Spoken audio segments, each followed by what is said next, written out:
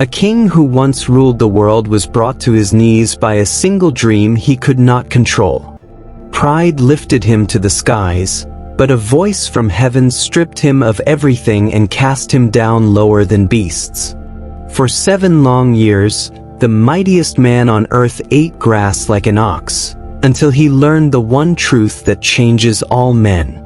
Stay with me till the end, and don't forget to subscribe for more powerful Bible stories. Babylon, the crown of the world. Its walls were so thick that no army could break them, its gates so high they seemed to touch the clouds. Chariots thundered across the rooftops, and gardens hung like green rivers in the sky. At the heart of it all sat King Nebuchadnezzar, the man who believed he was unstoppable. Everywhere his eyes looked, his hand had conquered. He believed his name would live forever, carved in stone, shining in gold. But there was one thing he could not control: his dreams. One night his sleep was shattered. In the darkness, he saw something so terrifying that he woke up gasping. It was a statue so tall it towered like a mountain. Its head gleamed with gold, its chest burned with silver, its belly and thighs flashed bronze, its legs struck like iron, and its feet were mixed with iron and clay, strong, yet fragile. Then it happened. A stone, cut not by human hands, came hurling down like fire from the sky. It struck the statue's feet. The mighty image cracked, trembled, and fell into dust, scattered like chaff in the wind. But the stone grew larger and larger, until it filled the whole earth. The king's heart pounded. Who could explain this mystery? He called his magicians, his sorcerers, his wise men. None could.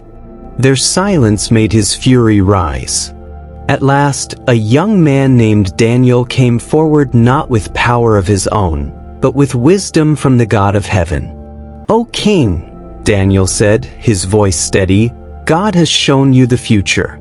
You are the head of gold, ruler of this empire. But after you will come other kingdoms, weaker and stronger, until finally all of man's kingdoms fall. In the end, the God of heaven will raise his kingdom, and it will crush all others. It will stand forever." Nebuchadnezzar fell on his face. He honored Daniel's God. For a moment, pride was broken. For a moment, the great king bowed. But pride is a shadow, it always waits to return. Not long after, Nebuchadnezzar raised a statue of his own. Not a statue with gold and silver and bronze, but one of pure gold, towering into the sky, his kingdom, his glory, his forever. He called the nations to bow before it.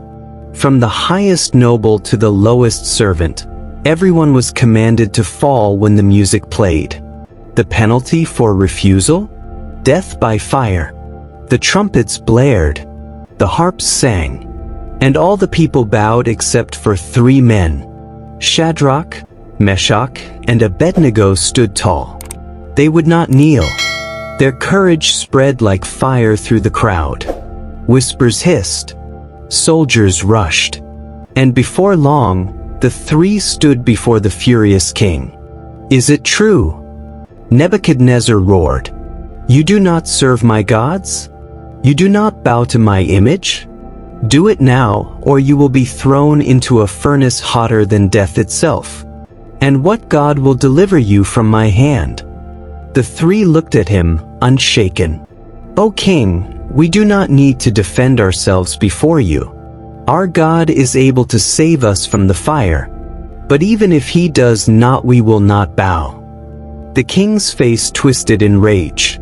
He ordered the furnace heated 7 times hotter. Flames roared like a beast. Soldiers tied the 3 and hurled them in. The heat was so fierce it killed the men who threw them.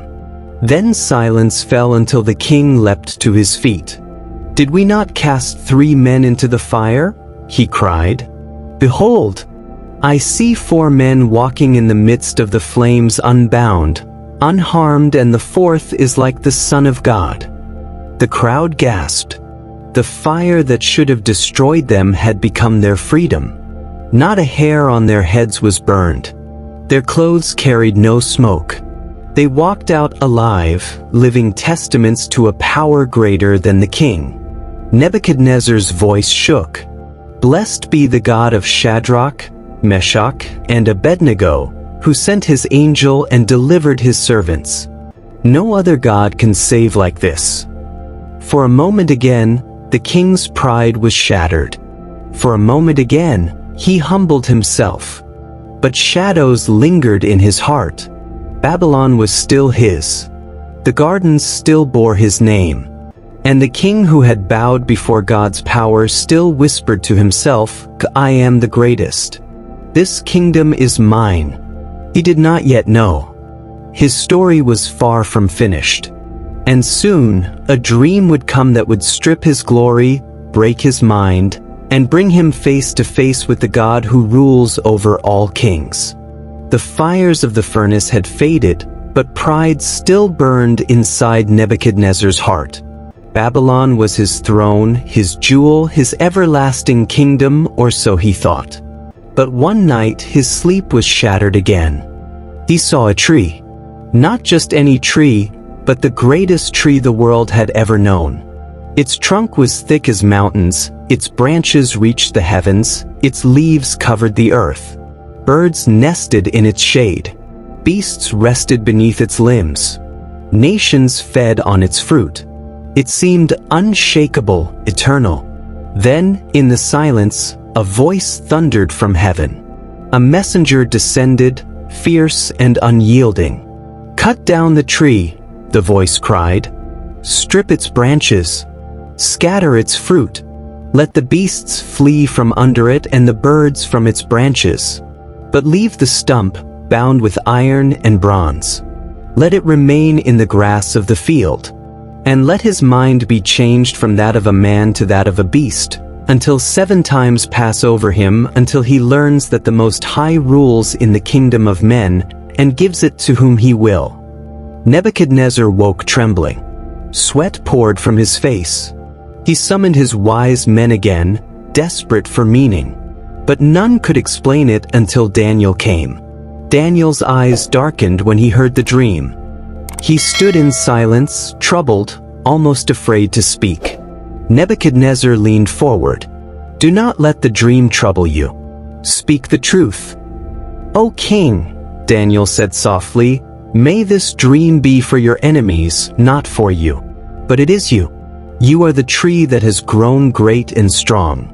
Your greatness reaches to heaven. But because of your pride, the sentence has been passed. You will be driven from men. You will live with the beasts of the field. You will eat grass like cattle. You will be drenched with the dew of heaven. 7 times will pass over you until you know that the Most High rules the kingdoms of men. Daniel's voice broke with pleading. O king, repent. Do what is right. Show mercy to the poor. Perhaps your peace will be lengthened. But pride is stubborn.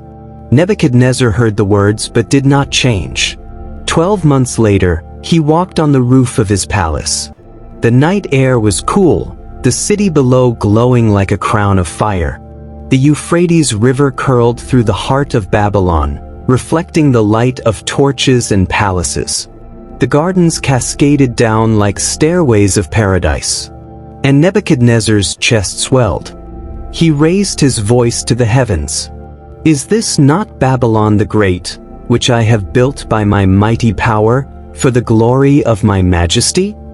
The words had barely left his lips when a voice thundered from heaven. O King Nebuchadnezzar, to you it is spoken, the kingdom has departed from you. You shall be driven from men, and you shall dwell with the beasts of the field. You shall eat grass like oxen. 7 times shall pass over you, until you know that the Most High rules the kingdom of men, and gives it to whomever he will. In that instant his mind broke. The crown fell from his head. His robes tore. His eyes burned with madness. He stumbled from the palace like a drunken man. Soldiers whispered, servants wept, but none could stop him. He fled into the fields, crawling into the grass like an animal. Days became weeks. Weeks became months. The king of the world was no longer a man of gold, but a creature of dust. His hair grew long and wild, matted like eagle's feathers. His nails curled and sharpened into claws. He roared with the beasts, his voice lost to reason. At night, the dew soaked him like rain.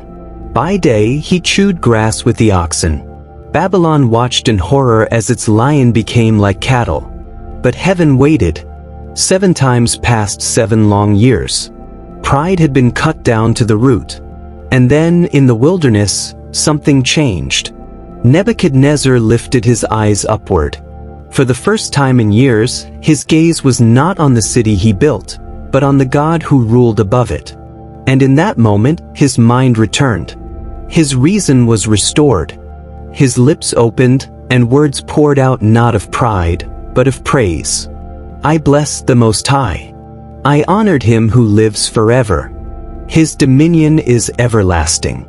His kingdom endures from generation to generation. All the peoples of the earth are nothing before him. He does as he pleases with the armies of heaven and with the inhabitants of the earth. No one can stop his hand or say to him, "What have you done?" And just as suddenly as his glory was taken, it was given back. His nobles sought him out. His throne was restored. His kingdom became greater than before. But Nebuchadnezzar was no longer the same man. The beast had died. The king had been reborn. He stood before Babylon, not as the man who once said, "I built this by my power." He stood as the man who declared to the world, "Now I, Nebuchadnezzar, praise and honor the King of heaven. All his works are true. All his ways are just. And those who walk in pride he is able to humble." And so ended the story of the man who dreamed of glory, who fell into madness, and who rose again only when he bowed to the God of heaven. And that was the story of a king who learned the hard way that pride always falls, but God's kingdom stands forever. If you were moved by this story, make sure to hit that subscribe button and join me for more powerful Bible stories that will open your eyes and stir your heart.